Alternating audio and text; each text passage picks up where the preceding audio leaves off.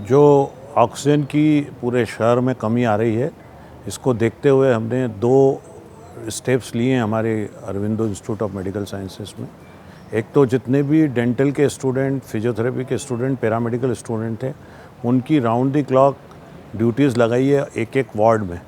सो इस तरह पूरे वार्ड में ऑक्सीजन का ऑडिटिंग कर रहे हैं वो लोग। दूसरा, हमने करीब 75 ऑक्सीजन कॉन्सेंट्रेटर ख़रीदे हैं जो कि 5 लीटर वाले और 10 लीटर वाले हैं, और उनको हमने एक ये नई मेथड से उपयोग करना शुरू किया है जिसमें बाईपेप वेंटिलेटर, NRBM मास्क सब यूज़ हो रहे हैं, जिससे करीब करीब 25% ऑक्सीजन का कंजम्पशन इस तरह भी कम हुआ है। तो दोनों मिलाकर 40% के करीब ऑक्सीजन का कंजम्पशन कम करने की कोशिश की है। इसका अभी आपको एक वीडियो दिखाएंगे किस तरह हमने इसका उपयोग किया है। कोविड के खिलाफ लड़ाई में संसाधनों की कमी भी एक बड़ी चुनौती है। आईसीयू के बेड्स की समस्या हो, चाहे बाईपैप की अवेलेबिलिटी की, और इवन बेसिक ड्रग जैसे कि ऑक्सीजन की कमी भी एक बहुत बड़ी समस्या है। अब यदि आप सेंट्रल ऑक्सीजन में सप्लाई दें और अचानक उससे 500 बेड्स पे ऑक्सीजन कंज्यूम होने लग जाए, तो सेंट्रल सप्लाई के प्रेशर्स इतने कम हो जाते हैं कि आईसीयू के बेड्स पे वेंटिलेटर्स चलने मुश्किल हो जाते हैं। तो वेंटिलेटर्स को बराबर ऑक्सीजन सप्लाई मिलती रहे, इसलिए हमने वार्ड्स में ऑक्सीजन प्रोवाइड करने का एक दूसरा सिस्टम डेवलप किया। इससे ओवरऑल सेंट्रल सप्लाई का डिमांड कम होता है, ऑक्सीजन का ओवरऑल रिक्वायरमेंट, सिलेंडर्स का रिक्वायरमेंट कम हो जाता है, और उसके बाद भी आप पेशेंट को प्रॉपर 70% की FiO2 देके ऑक्सीजनेट कर सकते हैं। तो एक दो एग्जांपल्स दिखाता हूँ कि जो हमने कुछ थोड़े से डिफरेंट काम किए हैं जिससे कि हम ऑक्सीजन का कंजम्पशन कम कर रहे हैं और एट द सेम टाइम अपने पेशेंट को ऑक्सीजनेट भी कर पा रहे हैं। जैसे ये एक ऑक्सीजन कंसंट्रेटर डिवाइस है, इसको आप कहीं पे भी बिजली के प्लग में लगा के चला सकते हैं और इससे आप 10 लीटर पर मिनट तक का फ्लो भी निकाल सकते हैं, जो कि एक अच्छे NRBM मास्क को चलाने के लिए पर्याप्त है। All you need is a electric point. इसमें आप इसको ऑन करेंगे और इसमें 5 या 10 लीटर, प्रेफरेबली हमको 10 लीटर वाला डिवाइस होना चाहिए, 10 लीटर वाला डिवाइस कनेक्ट करें। एक NRBM मास्क होता है, नॉन रीब्रीदर मास्क कहते हैं इसको। इसमें एक नीचे पॉलीथीन जैसा लगा होता है जिसमें कि ऑक्सीजन कलेक्ट हो जाती है। इससे जब हम सांस लेते हैं तो हम पेशेंट को 70-80% तक भी ऑक्सीजन दे सकते हैं। इस NRBM मास्क को इससे कनेक्ट करें और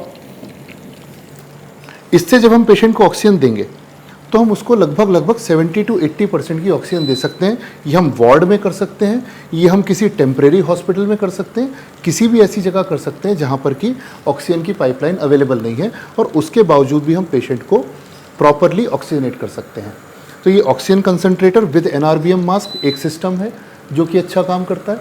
एक और चीज़ मैं आपको दिखाता हूँ, ये एक और डिवाइस है जिसे हम CPAP मास्क कहते हैं। कोविड में पेशेंट को 2 समस्याएं होती हैं, एक तो ऑक्सीजन की कमी और एक वर्क ऑफ ब्रीदिंग का बढ़ जाना। ये CPAP डिवाइस थोड़ा सा पीप देकर पेशेंट का वर्क ऑफ ब्रीदिंग कम करता है। तो अगर हमारे पास पर्याप्त पोर्टेबल बाईपैप अवेलेबल नहीं है तो इसको भी हम एक बाईपैप के सब्स्टिट्यूट की तरह यूज़ कर सकते हैं। ये एग्जैक्टली बाईपैप जैसा काम नहीं करता, पर फिर भी कुछ नहीं होने से ये ज़्यादा अच्छा है। तो इस CPAP डिवाइस को भी हम ऑक्सीजन कंसंट्रेटर में कनेक्ट कर सकते हैं या आपकी वॉल ऑक्सीजन में कनेक्ट कर सकते हैं। इसको 10 से 15 लीटर का फ्लो देना होता है। पेशेंट के फेस पे इसको हम लगाते हैं।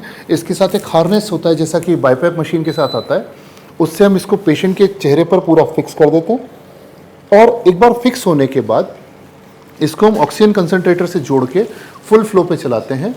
तो ये एक तरफ ऑक्सीजन भी देता है और दूसरी तरफ पेशेंट का वर्क ऑफ ब्रीदिंग भी इम्प्रूव करता है, पेशेंट के लंग्स को ओपन करने में हेल्प करता है।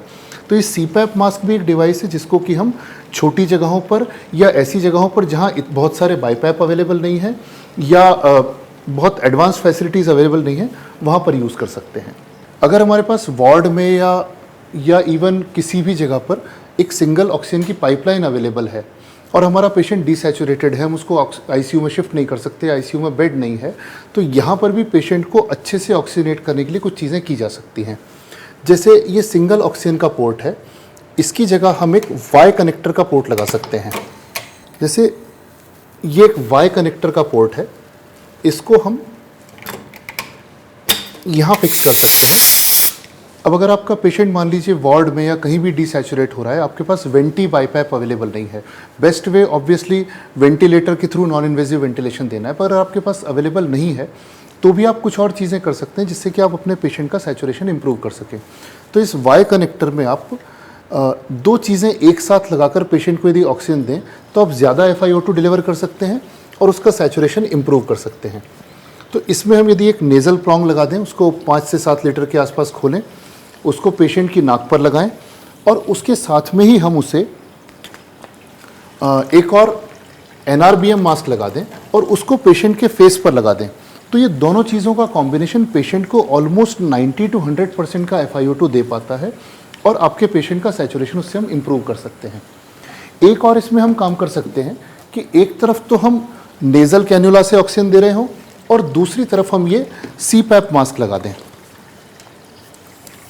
तो नेज़ल कैन्युला पेशेंट की नोज़ पे लगा के फिर ऊपर से हम CPAP मास्क टाइट कर दें तो एक तरफ हम उसको ज़्यादा ऑक्सीजन दे सकते हैं, दूसरी तरफ उसका वर्क ऑफ ब्रीदिंग कम कर सकते हैं, उसका पीप बढ़ा के उसके एल्वियोलाइज को ओपन कर सकते हैं। ये भी एक तरीका है जिससे पेशेंट का ऑक्सीजनेशन इम्प्रूव किया जा सकता है। और एक चीज़ कर सकते हैं कि अगर आपके पास पोर्टेबल बाईपैप है, वेंटिलेटर NIV नहीं है लेकिन पोर्टेबल बाईपैप है, तो उससे आप पेशेंट को एक तो ये नेज़ल कैन्युला से ऑक्सीजन लगा दें, दूसरा जो आपका बाईपैप का मास्क है उसमें यहाँ से एक ट्यूबिंग लेके वो उस मास्क में जोड़ दें। ये डबल का कॉम्बिनेशन भी पेशेंट का सैचुरेशन भी इम्प्रूव करता है और वर्क ऑफ ब्रीदिंग भी कम करता है। तो इस तरह के बहुत सारे इंडिजिनस उपाय हैं या जिसको हम जुगाड़ कह सकते हैं जिनसे कि हम अपने पेशेंट को वार्ड में या जहाँ पर वेंटी बाईपैप अवेलेबल नहीं है वहाँ पर भी सर्वाइव करा सकते हैं। ये सारी चीज़ें, ये सारे तरीके आइडियल नहीं है, परफेक्ट नहीं है, लेकिन इस त्रासदी के समय जब संसाधनों की संख्या से मरीजों की संख्या कहीं ज़्यादा है, हम किसी भी तरीके से, किसी भी उपाय से, किसी भी जुगाड़ से यदि एक जान भी और एक्स्ट्रा बचा लें तो वो शायद मानवता के लिए बहुत बड़ा काम होगा।